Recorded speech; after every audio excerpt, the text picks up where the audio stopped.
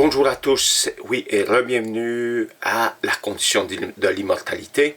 Aujourd'hui, on va essayer de regarder quelque chose qui est très important, oui, à savoir décrire, oui, l'enfer. Où se situe l'enfer? Est-ce que c'est le même mot qui représente les temps de feu? Est-ce que c'est le même mot qui représente le feu ardent? Hein, cette fournaise ardente, ce feu dévorateur, cette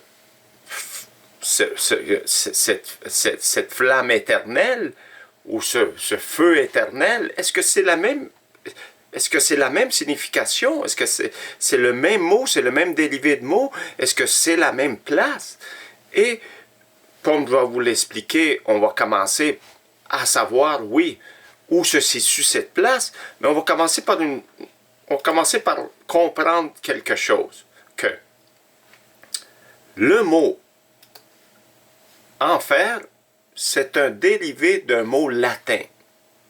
Et ce mot latin, ben, si on commence à faire des recherches, on se rend compte que ce mot a été utilisé dans le psaume 16 de David, bien là, on commence à avoir un petit peu plus d'idées.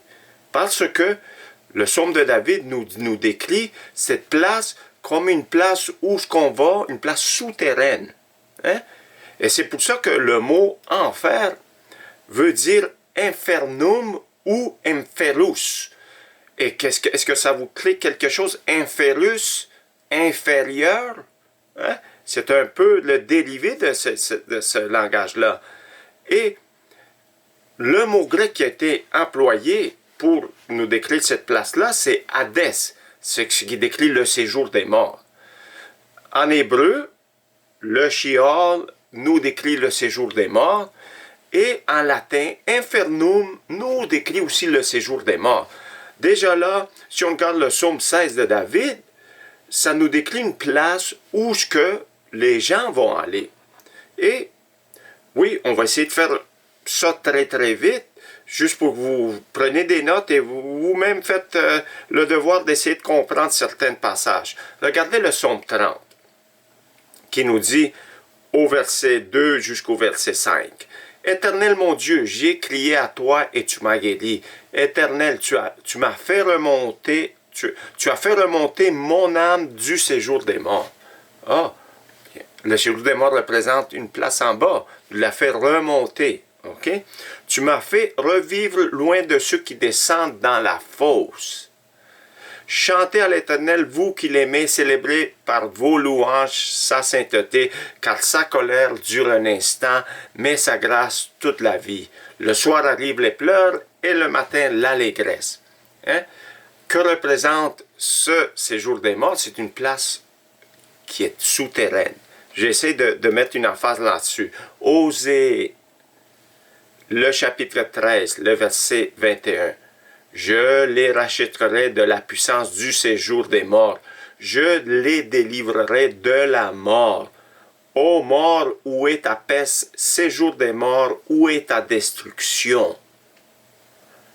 Mais le repentir se dérobe à mes regards. » On peut voir ici que cette prophétie de Osée nous dit que je les rachèterai de la puissance du séjour des morts. Je les délivrerai de la mort.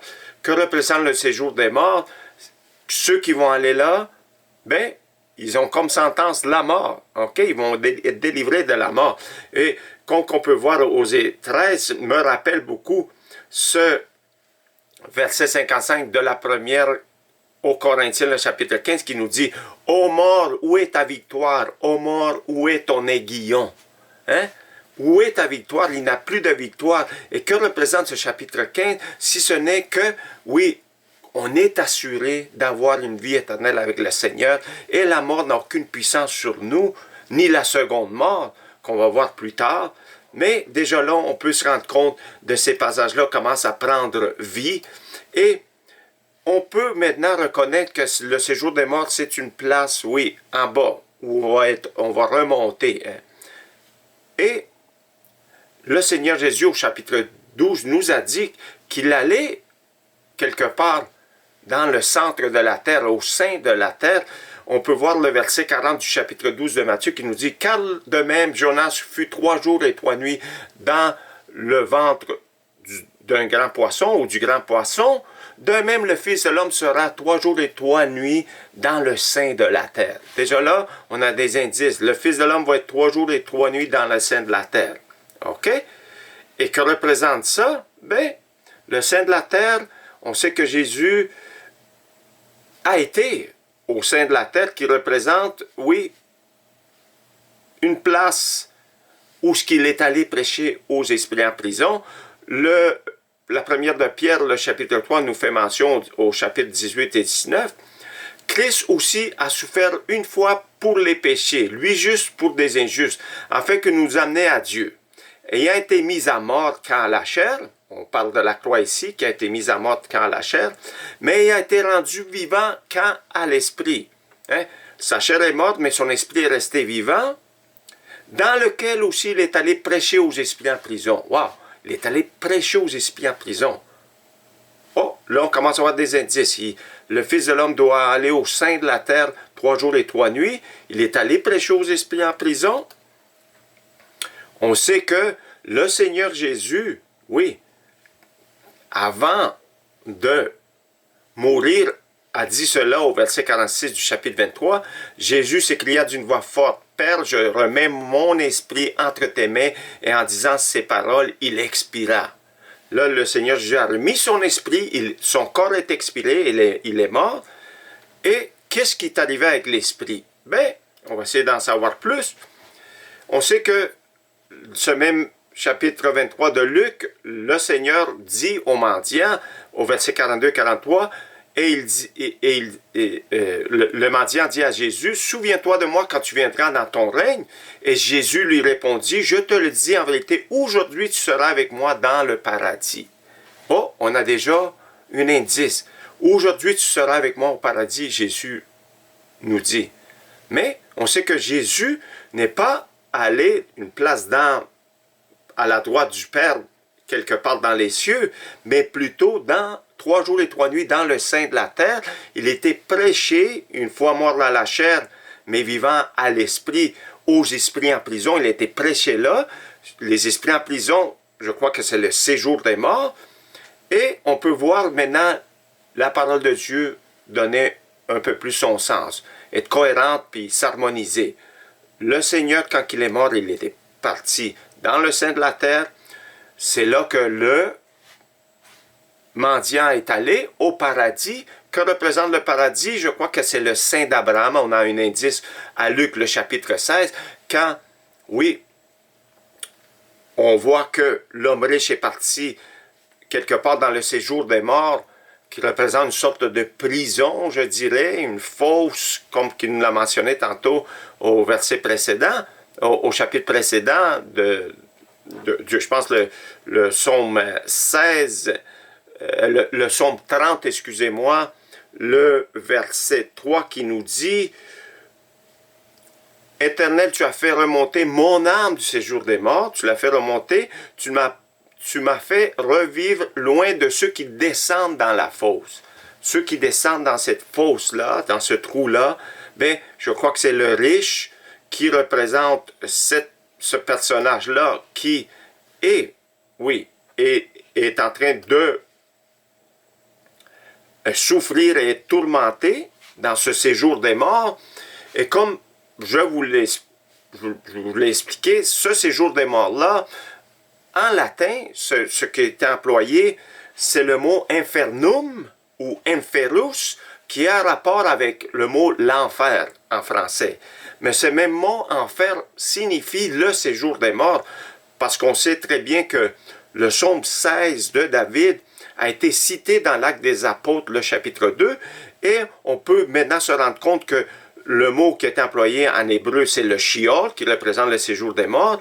Le mot grec qui a été employé, c'est Hadès, pour décrire le séjour des morts. Et le mot latin, pour nous décrire le séjour des morts, c'est l'infernum, l'enfer. Ça veut dire, oui, l'homme riche est parti dans le séjour des morts qui représente l'enfer, mais dans cette place-là, il y a une autre place qui s'appelle le sein d'Abraham, qui est une place de repos dont, oui, le pauvre Lazare est allé. On peut voir au chapitre 16 de Luc, le verset 22 qui nous dit « Le pauvre mourut, il fut porté par les anges dans le sein d'Abraham. Le riche mourut aussi, il fut enseveli qui signifie un rite funéraire. Et on peut voir le verset 22. « Et dans le séjour des morts, dans l'enfer, il leva les yeux et tandis qu'il était en proie et au tourment, il vit de loin Abraham et Lazare dans son sein. » On peut voir que cette place-là au sein de la terre, comme le Seigneur Jésus a dit, le Fils de l'homme va aller, oui, 3 jours et 3 nuits dans le sein de la terre, bien, c'est cette place-là qui a été prêchée aux esprits en prison. Je parle du séjour des morts ou le riche. Et je crois que c'est à la même place, ce même jour-là, ces journées-là, quand le Seigneur est mort dans la croix, qui est allé voir, oui, ce mendiant qui était au paradis, au sein d'Abraham, donc qui a dit, aujourd'hui tu seras avec moi au paradis. Et il faut vraiment croire que quand le Seigneur a dit, aujourd'hui même, tu vas être avec moi au paradis, c'était aujourd'hui même.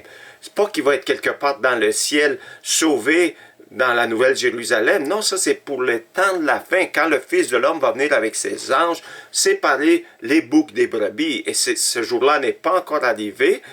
Mais en attendant, ceux qui vont mourir avant la venue du Seigneur, bien, il y a une place dans le séjour des morts, 2 compartiments où les âmes vont aller. Ce n'est que les âmes qui vont aller là et non, oui, le corps et l'âme. Les âmes vont aller là et on peut voir que, oui, la première lettre, la première de Corinthiens, le chapitre 15, nous dit que, oui, c'est au son de la trompette à la venue du Seigneur que ceux qui vont être morts dans le Seigneur, ceux qui vont être là dans le sein d'Abraham, bien, vont ressusciter les premiers. Et nous qui serons restés, la parole dit, ceux qui vont rester, qui vont être là à la venue du Seigneur, bien, en un clin d'œil, au son de la trompette, c'est là qu'on va être changé, on va être transformé d'un corps mortel à un corps immortel et d'un corps corruptible à un corps incorruptible. C'est à la venue du Seigneur. Mais en attendant, comme je vous l'explique, c'est les âmes qui vont au séjour des morts, un dans le paradis, l'autre dans une sorte de prison, et c'est là qu'on peut vraiment voir que le paradis ne représente pas une place dans le ciel, mais bel et bien, je dirais, une signification, le Seigneur dit au sein de la terre, on ne sait pas trop c'est où, mais le Seigneur, dans toute,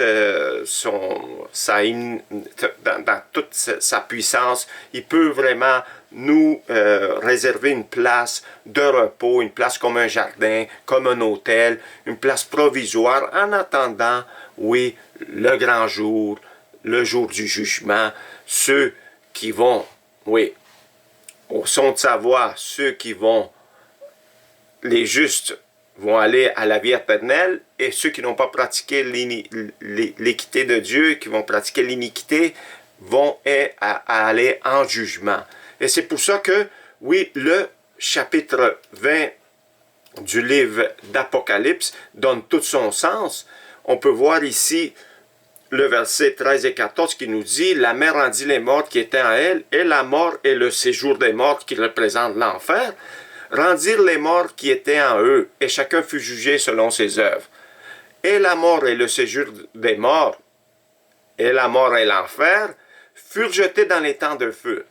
Et c'est là qu'on peut prendre un petit peu plus de connaissance à la parole de Dieu.